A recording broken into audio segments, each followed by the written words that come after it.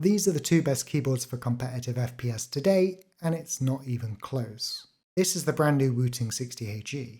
It features their proprietary Lekker switch, which contains a magnetic stem and Hall effect sensor at the bottom to determine, at all times, how far a key has been pushed down during its 4mm of total travel. If you watch my review of their full-size 2HE, this will of course all sound familiar, as besides its 60% size and the accompanying benefits for competitive players, performance between them will be identical. This technology opened up a multitude of opportunities though, from being able to determine the actuation and reset point of each switch, to offering full analog input, rapid trigger to dynamically adjust the reset point on release, and up to 4-step actuation through dynamic keystroke. This meanwhile is Razer's most recent iteration of their Huntsman line, the version 2.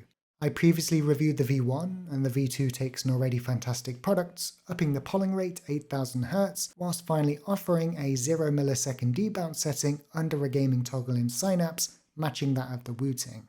There's no analog input present on these red and linear optomechanical switches though, so you are stuck with a 1mm actuation and 3.5mm total travel, but you do well to avoid their black analog alternative, as the technology isn't offered through the entire range like on the Lekker.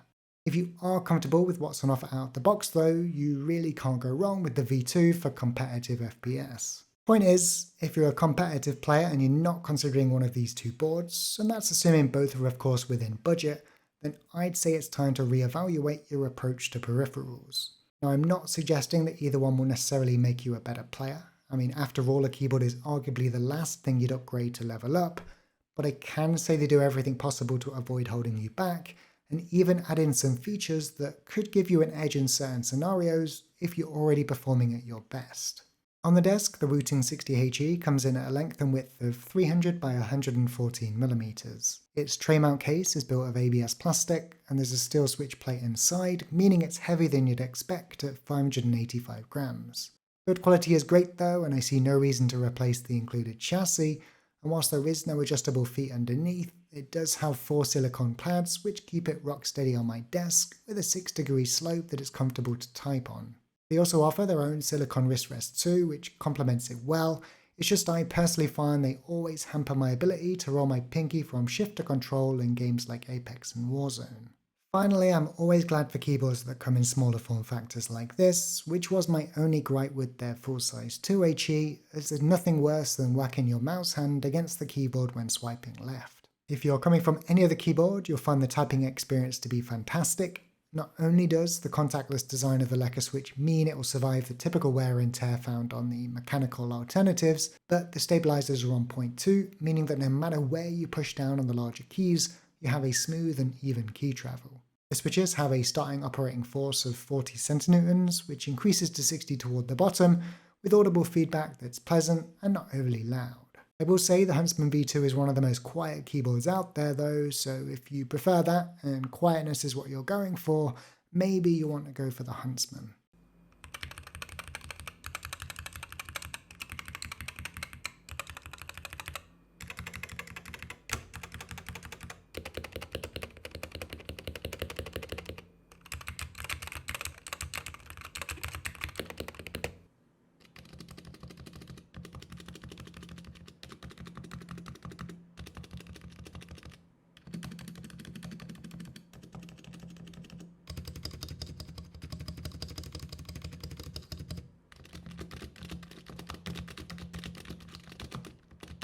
You'll also find a few extra goodies in the box, including the USB Type-C braided cable, a keycap puller, 4 replacement Lekker switches, and this neat little nylon strap that attaches to the left side. They also shipped out this black and yellow carrying case, which is great for travel and LAN events, but honestly, my favourite accessory is actually the plastic protective cover, which has been a godsend over the last 2 months into the summer, preventing a buildup of dust and pollen especially whilst I've been AFK. This is where it gets interesting though, because the Wootility software is what makes this keyboard so special, and it's available through either your web browser, which is awesome, or as a standalone download.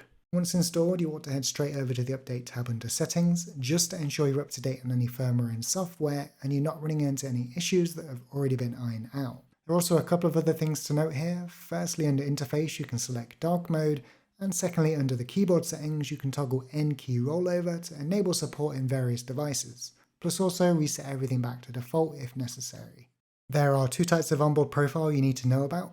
Firstly, digital, and secondly, analog. The colour, performance and remapping tabs along the bottom are available on both, whilst gamepad remapping, gamepad response and dynamic keystroke are limited to the analog ones. It is especially important to note you can import and export profiles as well, which is not only brilliant to share with your community, but arguably a necessity in shortening setup time for various games, which is complemented well by the official Wootabase. The keyboard itself will also enable you to store up to 4 profiles on the device, which are available through various button combinations that you set up on function layers on the remapping tab. The most important one you need to know about is Control and Enter, which will swap between the digital profile and the most recently used analog one. For competitive FPS players, your main tab should now be the performance one, and here you want to toggle on tachyon mode just to ensure input latency remains low no matter what. Just bear in mind this comes at the cost of losing animated RGB effects, though perky static lighting will work just fine. After this, it's time to find your preferred actuation point and rapid trigger setting. In layman's terms, the actuation point refers to the time it takes for the switch to actuate when pushing down, so for example to start moving in game, whilst the rapid trigger setting refers to the time it takes for the switch to reset when releasing it, i.e. to stop moving in game. A standard Cherry MX Red switch will actuate and reset at 2mm with a total key depth of 4, and with rapid trigger disabled here on the Wooting, actuation and reset would be identical points, meaning we can recreate this switch where every time we pass the halfway mark of 2mm, i.e. the green line, we either start or stop moving in game. So changing the actuation point to my preferred setting of 0.8 now means we initiate our movement faster. However, as we often bottom out our WASD keys when gaming, i.e. move forward, backward, strafe left and right, it now means that without a counter strafe, i.e. pushing the opposing direction, that single switch now has to travel back up even further before it reaches the reset point, i.e. 3.2 from the bottom or 0.8 from the top. This means we're at the mercy of the internal spring for how fast this process occurs, and ultimately makes for a sluggish feeling switch. So what's the solution to this? Well, the obvious one is when developing a switch and reducing the actuation point for competitive players, is to reduce the total key depth by the same amount. However, to do this would not only reduce the range and effectiveness of analog input, but also lose that therapeutic typing experience which many have come to love and appreciate from deeper switches. Wooting understood this dilemma and the problem it created for competitive players though, and thus developed a rapid trigger. And this means that with my preferred setting of 0.4, and with the actuation point set at 0.8, once actuated, the switch now only needs to travel back up 0.4 once released before it resets, and not a variable amount depending on when the key was released without it. This number also represents the distance below our actuation point that the switch needs to be pushed down again to reactuate, which ultimately results in a very snappy and responsive switch that both increases your ability to dodge effectively, make consistent inputs, and to help you make even smaller micro adjustments to line up for angles and throwing smokes, nades and molotovs in games like CS. If, however, despite rapid trigger you'd still prefer a more shallow switch, which by the way is something that even gamepad designers have acknowledged for competitive console players in recent years through the use of trigger stops, you can also opt to install O-rings. Now for the purpose of demonstrating this clearly, I'm going to double up on these transparent ones in order to reduce total switch depth by around 1.5mm, and as you can see our maximum range with analog input is now around 2.5mm instead of 4.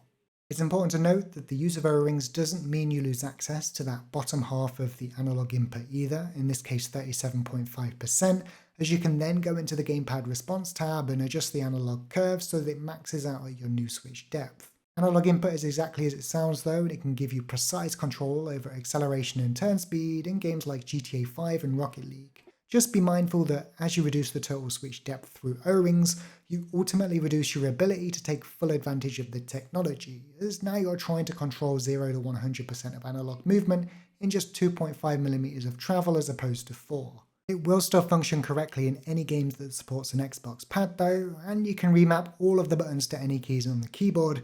Just be mindful there's a limit to how low you can feasibly go, and that's something you have to try for yourself. Fortnite double movement was explained in my previous review, but essentially it allows you to adjust your maximum strafe angle. I feel like many of the pros have moved away from using it recently, but definitely in zero build mode it might help you dodge more effectively out in the open. And its default setting and holding W, alternating between A and D to strafe left and right, means that your diagonal path is quite limited. But as you can see, increasing this number can make quite the difference and could make for a very unpredictable experience for your opponents. Dynamic keystroke will enable you to set up to 4 actions on a single key, 2 down and 2 up. This is not something I personally use, and I also think it would work better with a tactile switch, but to give you a few use case examples, then a 2-step config in Fortnite could allow you to start an edit on the way down and finish it on the way back up, whilst a 3 to 4 step config would allow you to alternate between ramp, wall and floor to build a protective ramp. And you could also queue various abilities in MMOs and MOBAs, and perhaps it's something for you to experiment with. Finally, Wooting have debuted a new feature with this keyboard, ModTab. ModTab yet again demonstrates their ability to identify really freaking annoying issues, this one with all 60% keyboards, and address them. Essentially, ModTab gives you the ability to assign 2 functions to a single key, and in a different way than DKS, one for a quick tap and another for a longer press. To give you the best example I have would be to remind you that with 60% keyboards, you always lose the tilde key, which opens the console in games like Quake, Team Fortress 2 and Counter-Strike. With ModTab, you can assign a short press to tilde and a long press to escape, on the escape key of course. So now if I press escape, I'll open the console, and if I press and hold escape for a fraction of a millisecond, it will function as normal. It's pretty damn cool, and you could even use it for things like arrow keys on the lower right side of the keyboard too, if you hate using the function key. So what are my final thoughts? Well, I'd pretty much echo my opening statement to this review, in that both this and the Huntsman V2 effectively represent the 2 best keyboards for competitive FPS that money can buy today, period. Now, if you're looking to save a bit of money and you want something as early as tomorrow, you really can't go wrong with the Huntsman. It's widely available, features optical switches, has a PBT option for UK keycaps, and it will without a doubt beat out every other keyboard on the market for competitive FPS. If, however, you don't mind spending a little extra, and possibly waiting for stock depending on when you order, then the Wooting is without a doubt the #1 choice today.